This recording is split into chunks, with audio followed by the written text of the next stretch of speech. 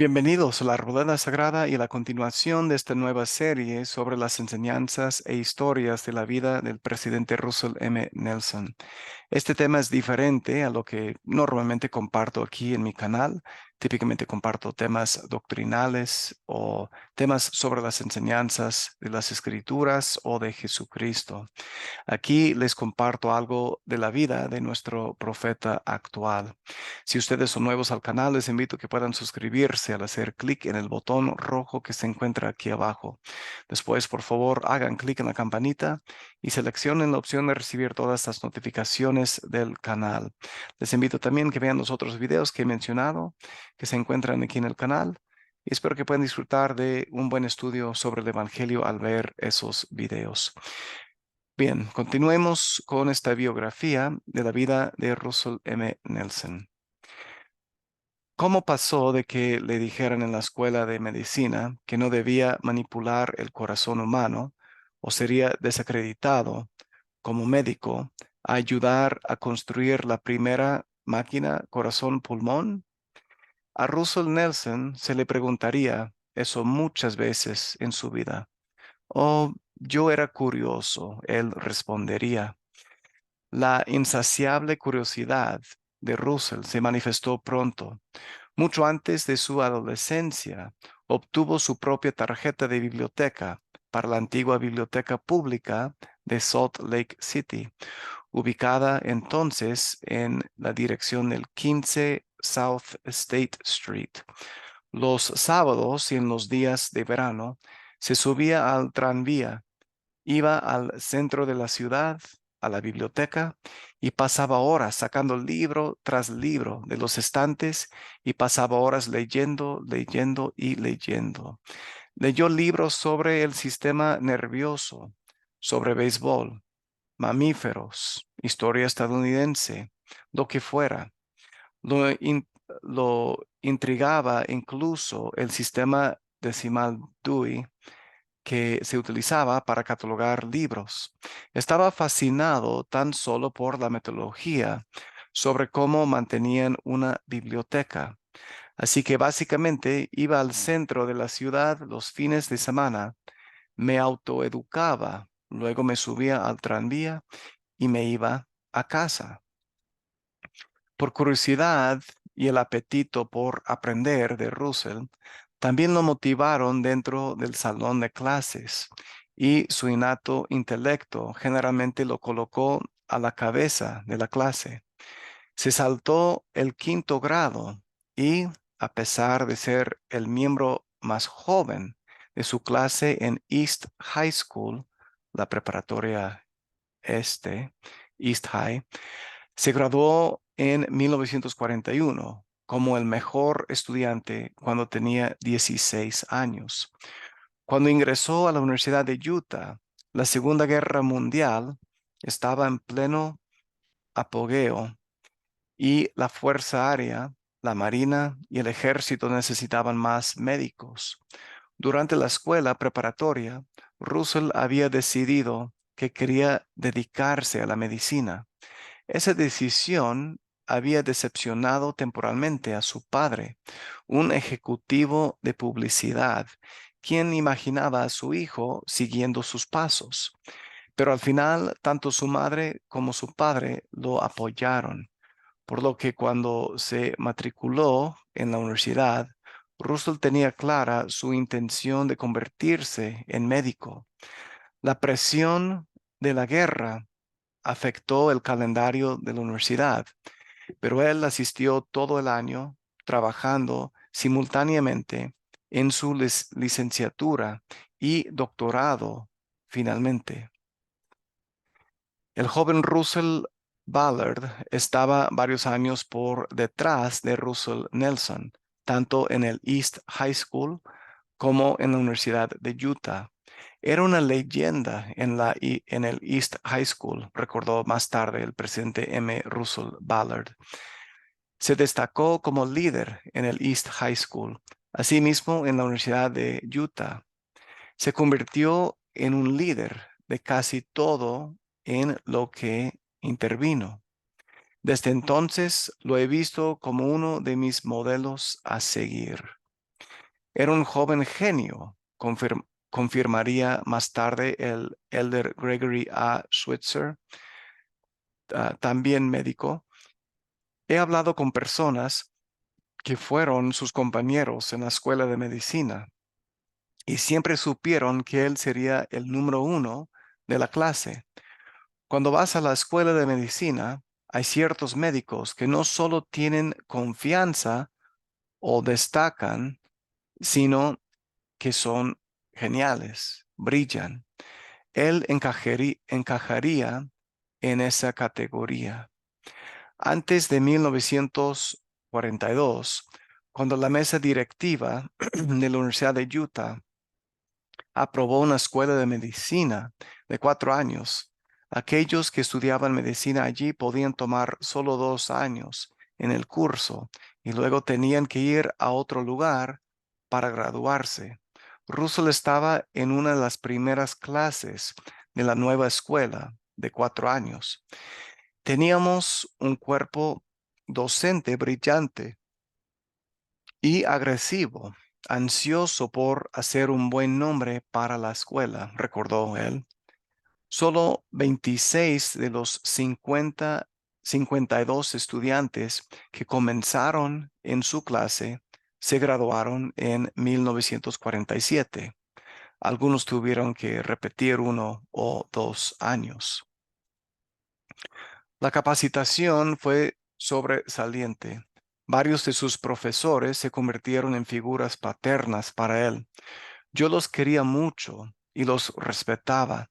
Aprendí todo lo que pude de ellos, dijo él simplemente. Ellos, a su vez, se interesaron especialmente en ese joven y brillante estudiante de medicina. El doctor Leo T. Samuels invitó a Russell a unirse a su investigación sobre la enfermedad de von Guericke. El doctor Max Wintrob le enseñó medicina interna y el doctor Louis Goodman farmacología.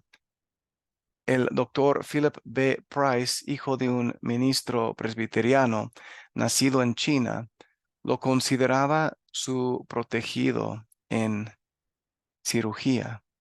A Russell le fascinaron los antecedentes de Price como profesor de cirugía en la Universidad de Kilu, provincia de Shandong, en Jinan, en China, y luego en la Universidad Johns Hopkins, todo antes de que viniera a Utah.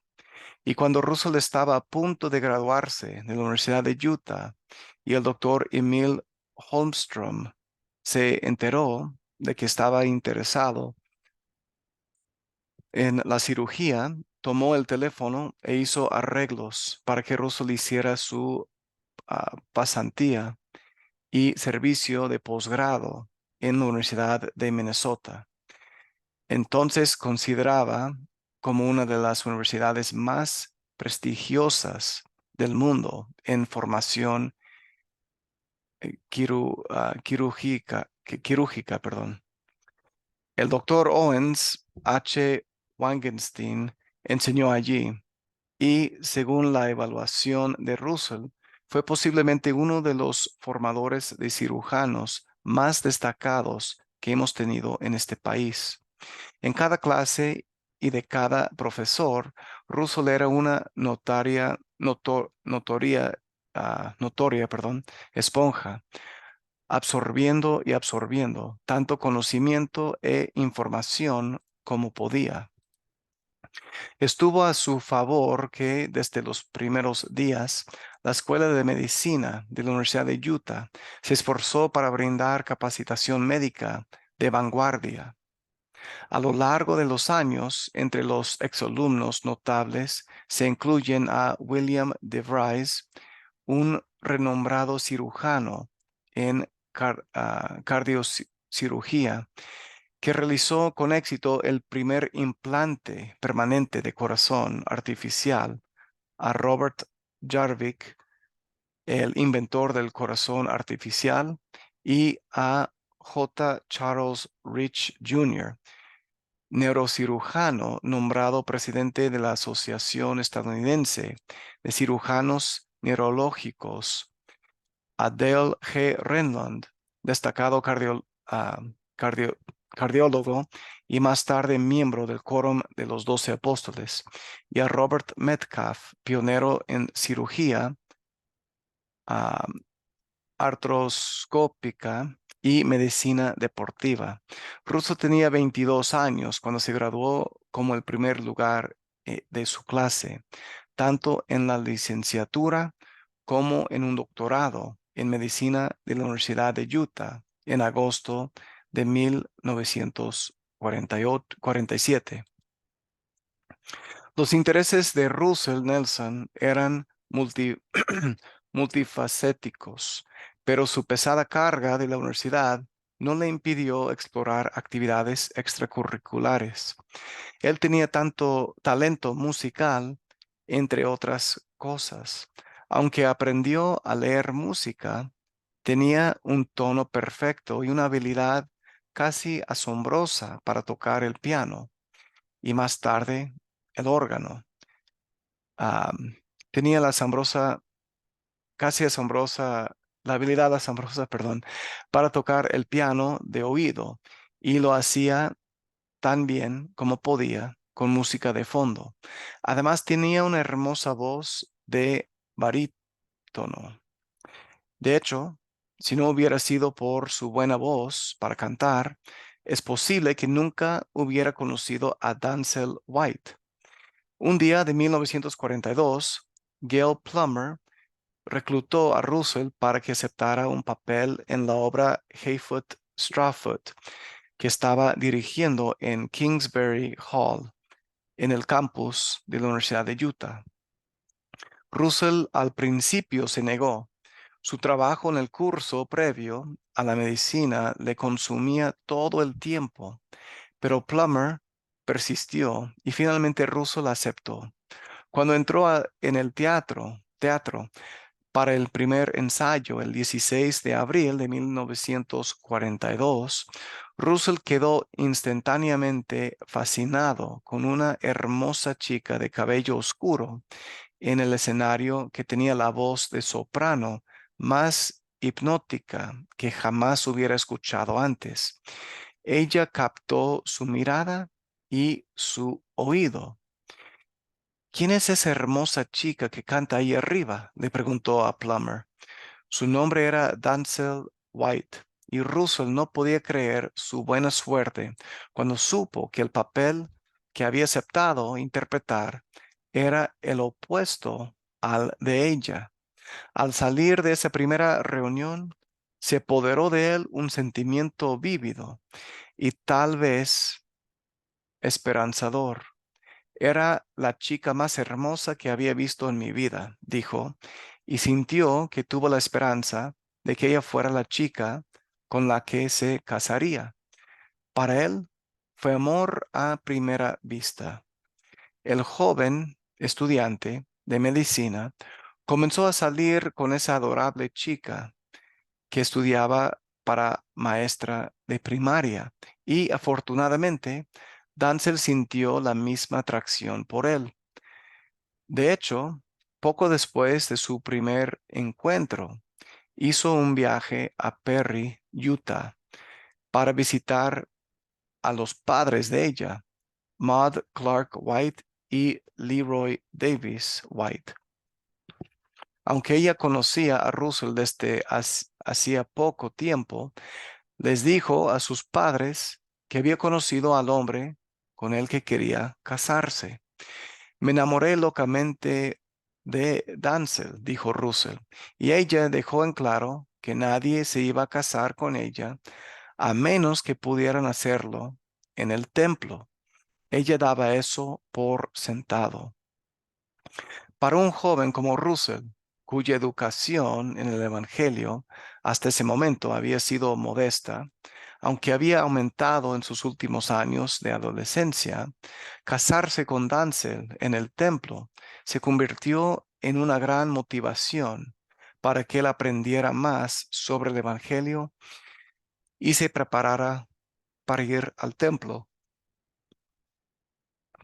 3 años después de su primer encuentro, se casaron en el templo de Salt Lake el 31 de agosto de 1945. Al hacerlo, Danzel, cuya hermosa voz de soprano operística le había valido una beca completa para la famosa Juilliard School en la ciudad de Nueva York, dejó de lado su propia carrera para casarse con el amor de su vida. Eran jóvenes. Danzel tenía 19 años y Russell solo 20, aunque él ya estaba en el segundo año de la escuela de medicina. Los padres y hermanos de Russell no pudieron asistir al sellamiento en el templo y no estaban contentos con eso, admitió él, pero ellos amaban a Danzel y aprobaban que nos casáramos.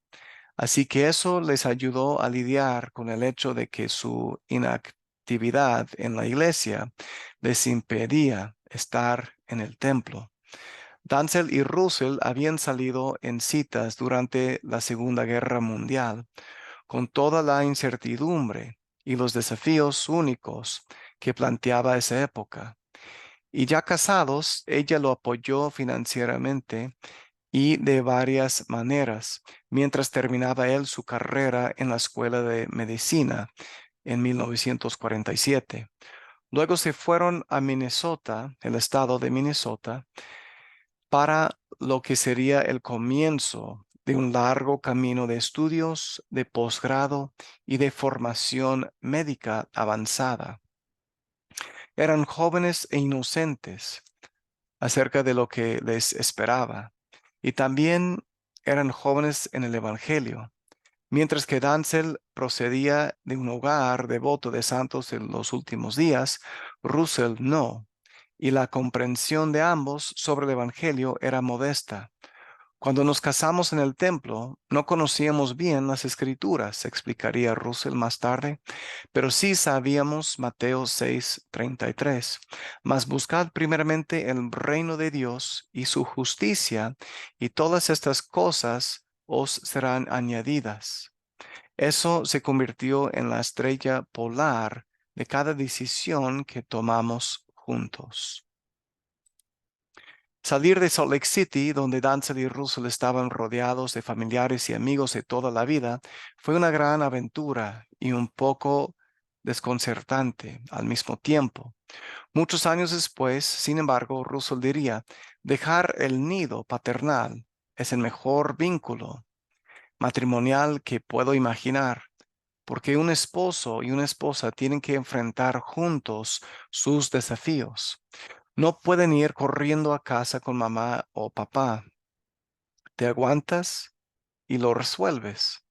Los Nelson pusieron a prueba esa teoría. Ellos se amaban mucho. Eso era un hecho.